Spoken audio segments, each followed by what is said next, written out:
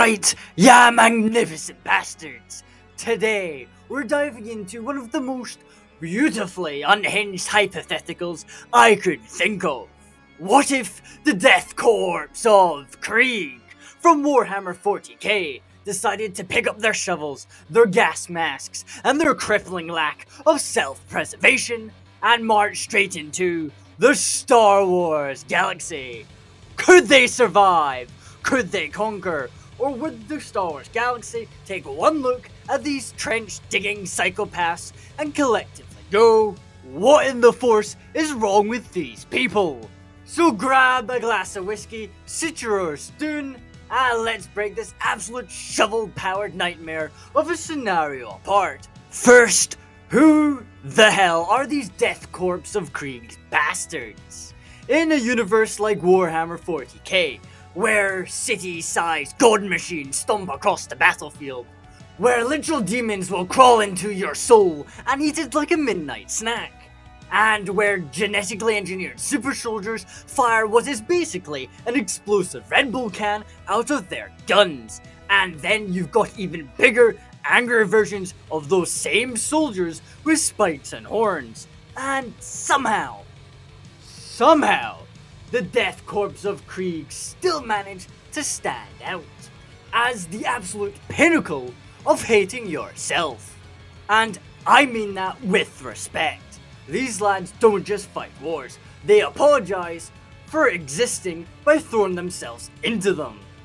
Now, you might be thinking, killer, mate, doesn't 40k have space marines, walking tanks and power armor?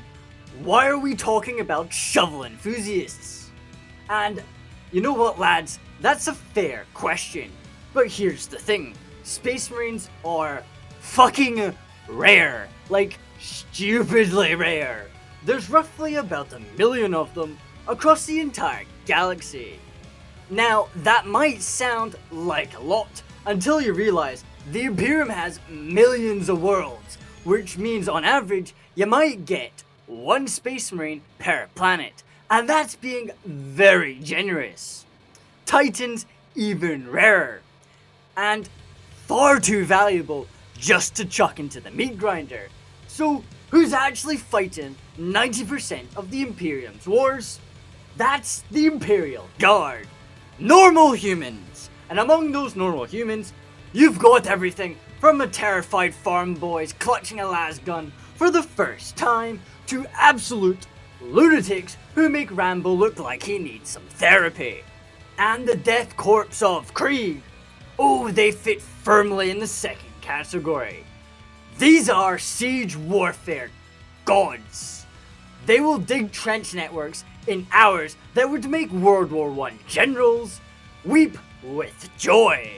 Build fortifications so complex you'd think they were constructing the bloody Sistine Chapel out of mud, dirt and barbed wires.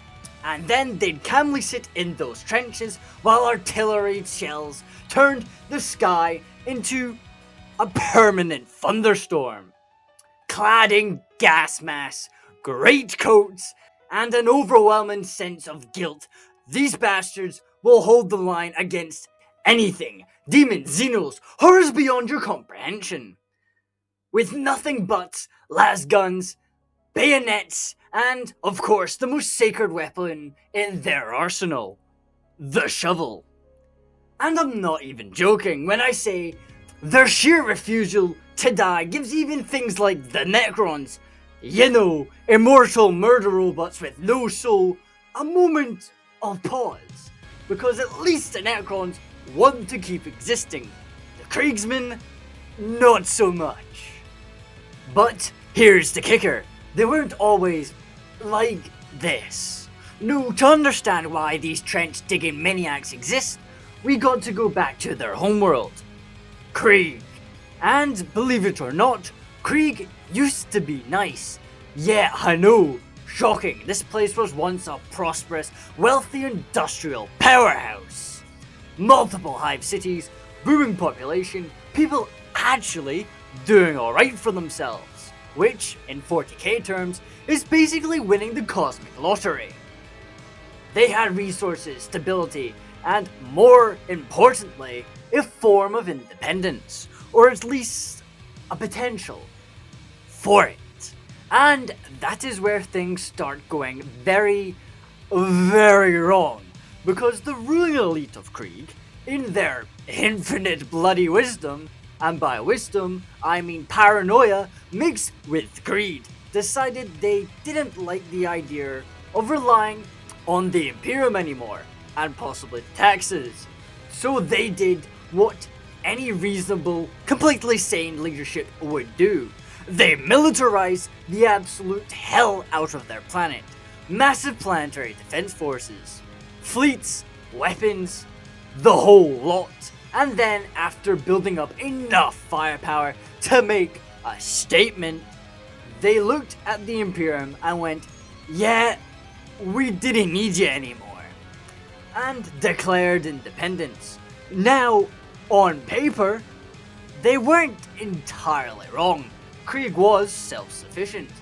The problem is, in the Imperium, declaring independence is less of a political move and more of a suicide note.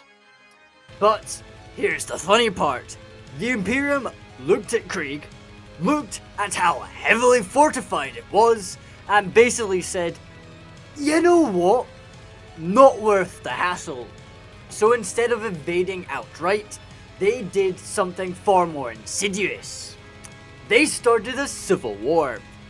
Enter Colonel Yurton, a fiercely loyal officer of the Imperium who had been consistently sidelined by the Krieg leadership because, shockingly, they didn't like the guy who was openly loyal to the regime they were trying to leave.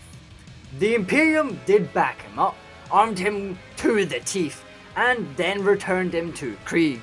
The stage was set. What followed was a brutal, grinding civil war that dragged on for years, tearing the planet apart from the inside. And when it became clear that the traitor forces might actually win, Yurton made a decision. A very Krieg-like decision. He unleashed forbidden weapons, ancient atomic warheads from the dark age of technology, across the entire bloody planet. Not a tactical decision, not a strategic target. No, the whole bloody planet. We're talking apocalyptic levels of atmospheric burning, sun-blotting devastation, and quite literally hell on Krieg. Krieg didn't just lose the war that day, it lost everything. The surface became a radioactive hellscape. The skies choked with ash, and the survivors were forced underground into nightmarish labyrinths of trenches, bunkers, and fortifications that would define their existence forever. The war didn't even immediately end after that anyway. It just kept going, now fought in the mud, the dark, and the ruins. Until eventually, the loyalists clawed their way to victory, but by then Krieg was dead. What remained was something else.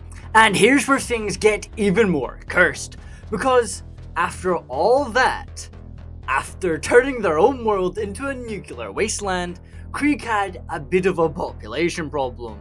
You know, no shit. Namely, there weren't enough people left. So with the help of the Adeptus Mechanicus, they turned to something called vital wound technology. Now, if that sounds suspiciously like cloning, that's because it basically is. Think the clone army from Star Wars, but strip out the ethics, crank up the Grimdark, and add a religious obsession with repentance.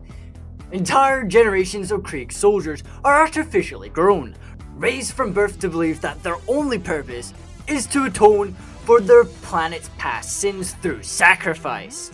Then, when the Imperium finally came back to check on Krieg, expecting maybe a dead world or a failed rebellion, what they got instead was a planet that basically went, "Hello, yes, we would like to apologize by giving you millions of soldiers.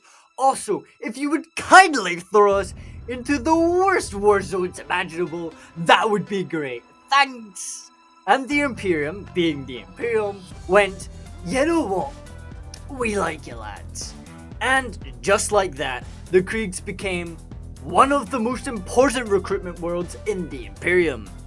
An endless supply of soldiers for the meat grinder, a place where human life is measured in how efficient it can be spent. There are quite literally the embodiment of total war, an entire civilization built on guilt, sacrifice, and unthinkable belief that dying in the mud for the Emperor is the best outcome you can hope for. Because lads, there are no civilians on Krieg, only soldiers. Now let's speedrun one of their most unhinged feats, and one of my personal favourite moments in 40k, the Siege of Vraks. I will also be linking down in the description Janavic's YouTube channel, because he did an amazing series on the Siege of Vraks, which you should totally watch. Anyway, let me speedrun this for you. You've got Cardinal Zathan, a man who looked at the Imperium and said, "Nah, mine." Then picked Vraks, a massive fortress armory world next to literal hell, and decided that was the place to start his rebellion. He gaslit the entire population of Vraks, built extra fortifications on top of the absolute massive ones that were already there, and waited for the Imperium to show up. And oh, they showed up by sending in the Death Korps of Krieg.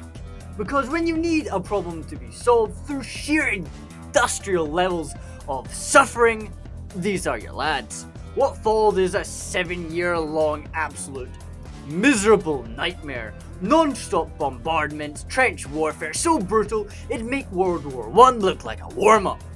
And casualties so high, they stopped being numbers and started being geographic. The Krieg were losing more men than entire countries have people. And their response is essentially, right, send the next wave.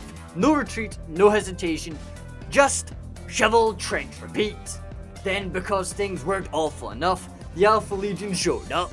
Chaos got involved, demons started crawling out of reality like it owed them money, and the whole thing somehow got even worse for the next few years. Eventually the Imperium gets fed up, sends in the Grey Knights and a bunch of Astartes to clean house, and Vraks was eventually brought back under Imperial control.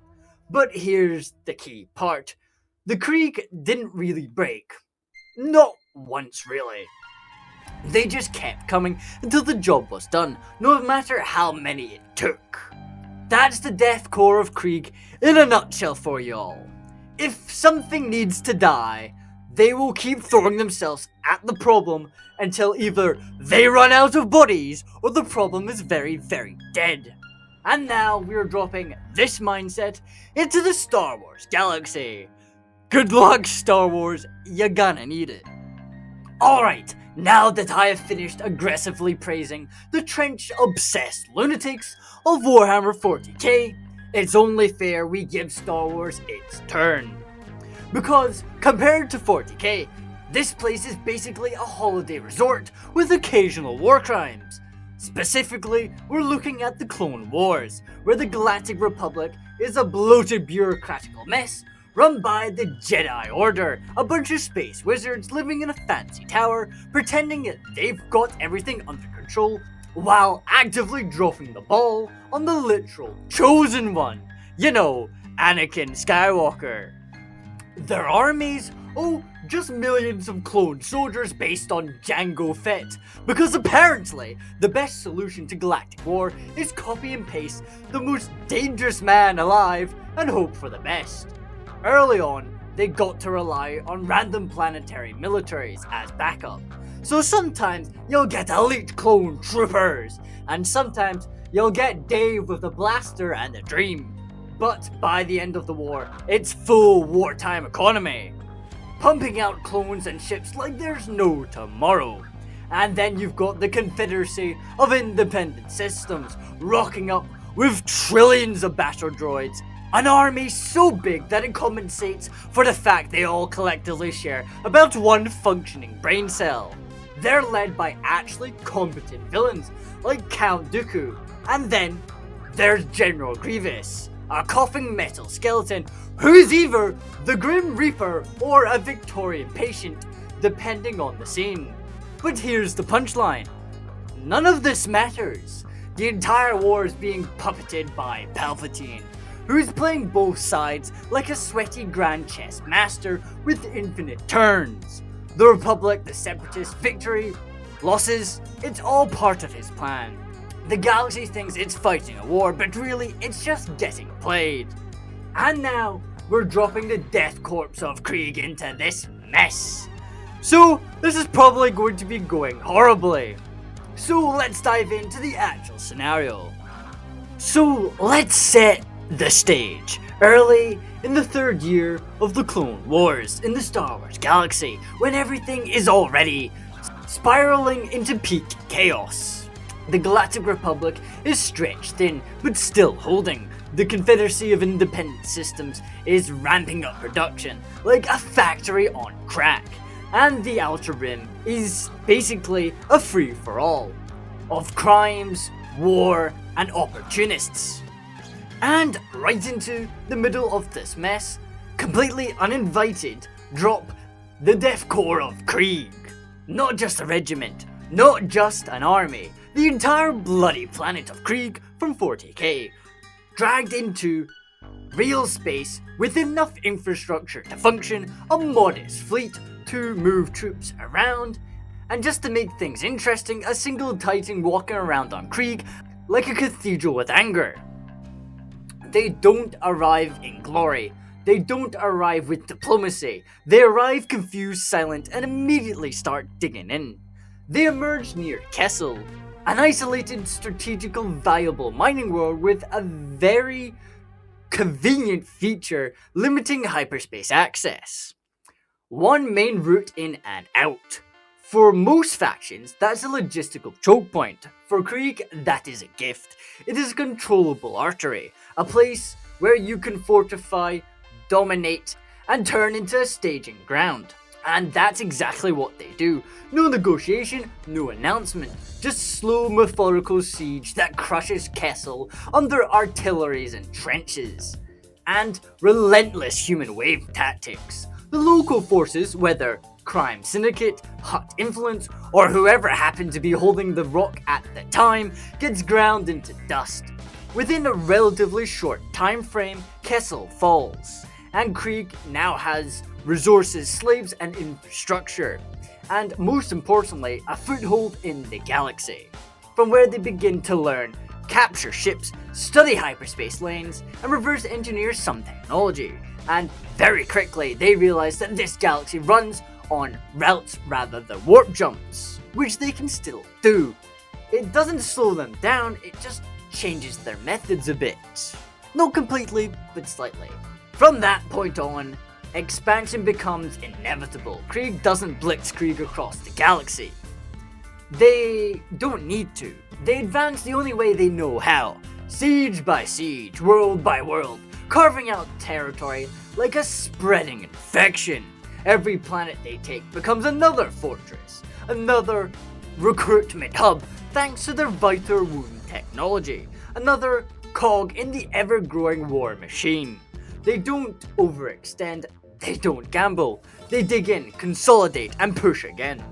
The Hutt Cartel is the first to really feel it, because the Hutts rely on intimidation, wealth, and loose control, none of which means a damn thing to soldiers who are actively looking for a good place to die.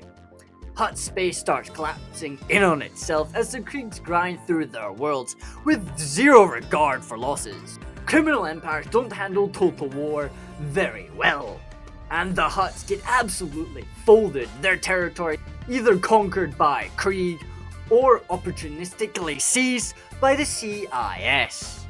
Now the real war begins. The CIS and the Krieg clash. And it is exactly as horrifying as you'd expect it to be. A meat grinder versus a metal grinder. The Confederacy of Independent Systems has numbers that frankly are absurd. Trillions of battle droids, endless factories, entire worlds dedicated to production. And for once, the Krieg actually meet someone that can match its philosophy. Expendability.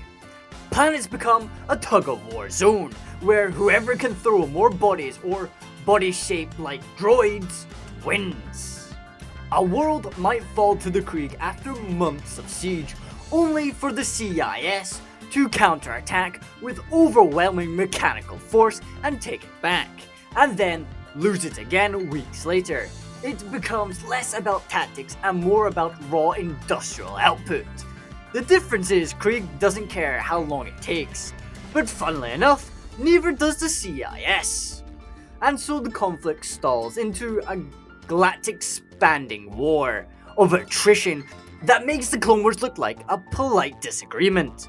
Meanwhile, the Galactic Republic gets absolutely hammered. Unlike the CIS, they do actually care about losses. They rely on clones highly trained but limited compared to the sheer scale of what Krieg can produce, and their reliance on strategy, coordination, and Jedi leadership starts crumbling under sheer, relentless precision of an enemy that simply does not stop. The Jedi Order can win battles, absolutely. They can cut through Krieg soldiers like butter in direct engagements, but they can't be everywhere at once. After all, there's only 1,000 of them. And for every victory, the Krieg just come back with more men, more trenches, and more artillery. The Outer Rim, gone. Completely lost. Planet after planet falls. Not because the Republic didn't fight well, but because they physically can't sustain the kind of warfare Krieg brings. They get pushed back, sector by sector, until they're clinging to the core worlds, desperately trying to hold on to what's left. And then there's Palpatine, because of course there is, watching all of this unfold like the best theatre he's ever seen. And here's where things shift, because this war, this isn't part of his plan.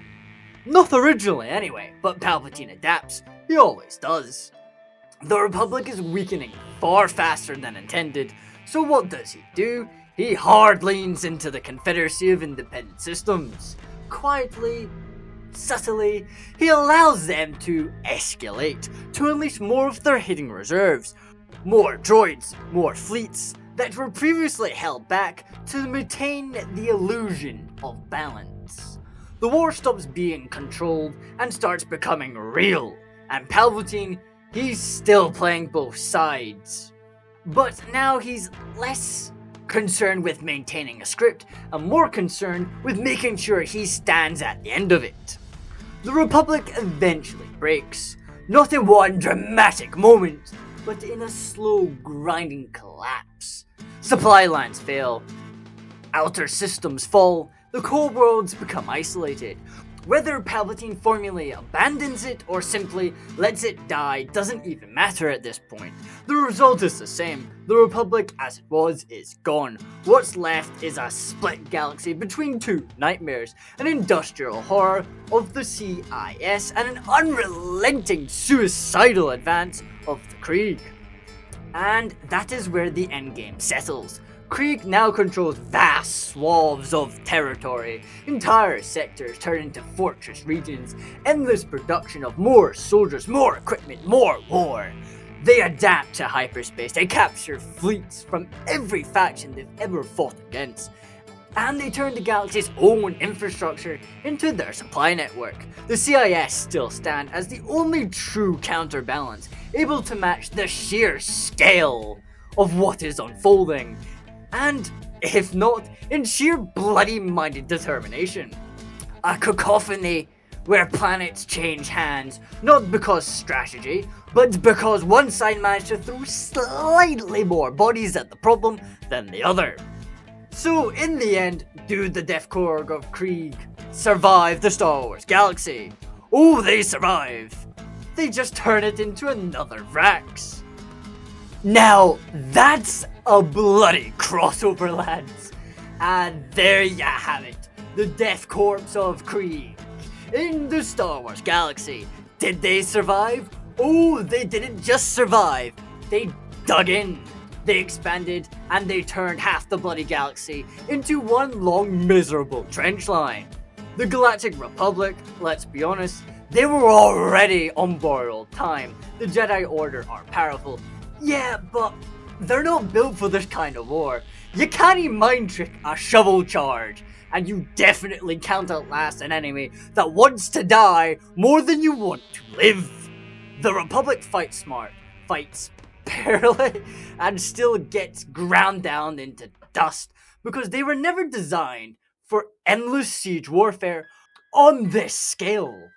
The Confederacy of Independent Systems, though, that's where things get a little disgusting.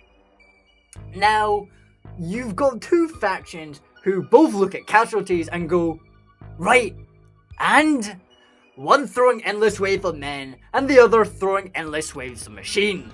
It basically turns into a galaxy scale who's got more bodies today situation. One side wins a planet, the other side takes it back, rinse and repeat until the stars burn out. It's less a war and more a competition in industrial suffering. And the Kriegs, they adapt. Warp travel, hyperspace lanes, it really doesn't matter. They use whatever they can get their gas mask hands on.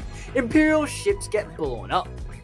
Fine, they'll just nick Republic cruisers, hijack CIS carriers, and probably steal a Hutt pleasure barge and turn it into a mobile derelict platform just for a laugh. They don't care how they move as long as they just keep moving forward. And that's what makes them so terrifying in this scenario, lads. They don't stop, they don't question, and they don't run out of willingness to throw themselves into another meat grinder. Now, honestly, this one was an absolute joy for me to cook up. If you couldn't tell before, I love the Death Korps of Krieg. If this wasn't genuinely painfully obvious. And for once, it was nice to see 40k be the one that completely derails another galaxy instead of it being the other way around. So, let me know what you think. Do you agree? Do you disagree? Or do you think I've absolutely completely lost my fucking plot? Either way, get it down in the bloody comments. And of course, smash that like button like it's Palpatine's face on a marble staircase. Subscribe to the channel and join my goddamn madness, cause I wasn't fucking asking. And if you want more chaos, go and join the Discord server, where you can come and chat absolute shite with me and everyone else in there. And of course, without further ado, lads, remember, if you ever find yourself in a war where the sky never stops screaming, the ground is nothing but mud and bodies, and the enemy just keeps coming, no matter how many you drop, chances are, somewhere in that smoke, there's a man in a gas mask with a shovel, having the absolute time of his life. Now have a killing day, you bloody legends, and I will see you in my next one.